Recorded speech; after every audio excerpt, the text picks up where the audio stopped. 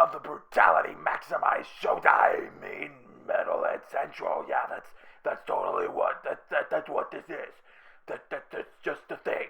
That's what this is.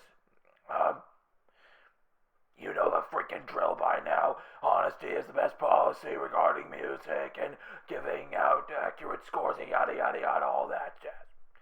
Well, today we're here to check out the Fiends in Black Metal Stalwarts 1349 and their new album, The Infernal Pathway. It was released October 18th on Season of Mist. This is their first effort in 5 years. But is it brutal enough to satisfy metal extremists everywhere? Let's find out. First of all, let me say I loved the vocals on this album. They weren't typical black metal with the icy screeching and the evil squeals, but Raven's growls perfectly back up the riffage here. And it's one of the better vocal performances I've heard from an extreme metal album. It's not quite the best, but it's still very good. I also enjoyed the pacing of the album.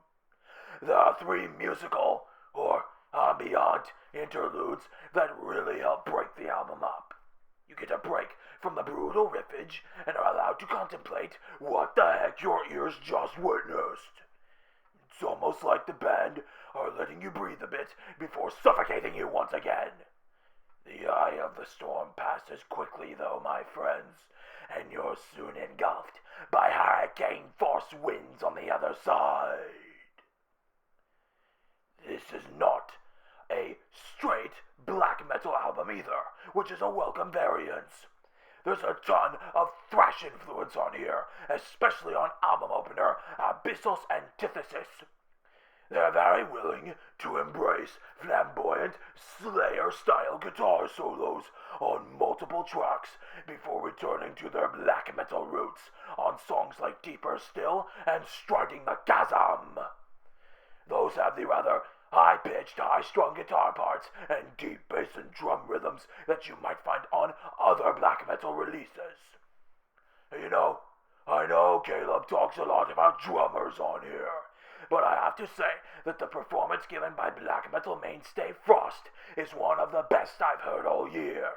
His double bass kicks are precise and sharp as knives, cutting their way through the rest of the soundscape and acting as a sort of cliff for the rest of the music to teeter on before dropping into a deep, dark abyss.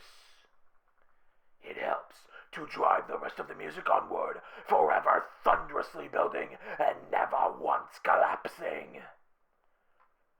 On the downside, as much as a lot of stuff on here is brutal and written in an okay manner, I must say not a lot of it will stick up here. The album feels rather muddled, especially through the middle section. The production is crisp and clean, which I don't mind, but I felt that they could have stuck with their roots just a little bit more. While I do enjoy the thrash influence on here, in the end, 1349 is a black metal group, and I can't help but come away from this album wanting a little more blackness and a little less Slayer worship. Don't get me wrong, Slayer is awesome. Don't go to the comment section and be all like, oh, Brutality hates Slayer. No, Slayer's awesome. But I'd rather have a little more black stuff out of this particular group. All in all, 1349 have released an album that was good, if not spectacular. It's not a bad album by any means necessary. The production is top-notch. Every instrument has its little spot in the mix, and the songwriting is well up to par.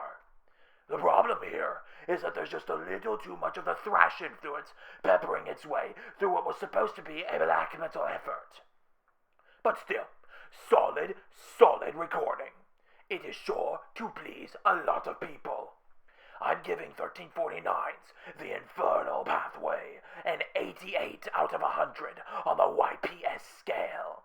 It may not win Album of the Year, but there are definitely songs on here I would return to.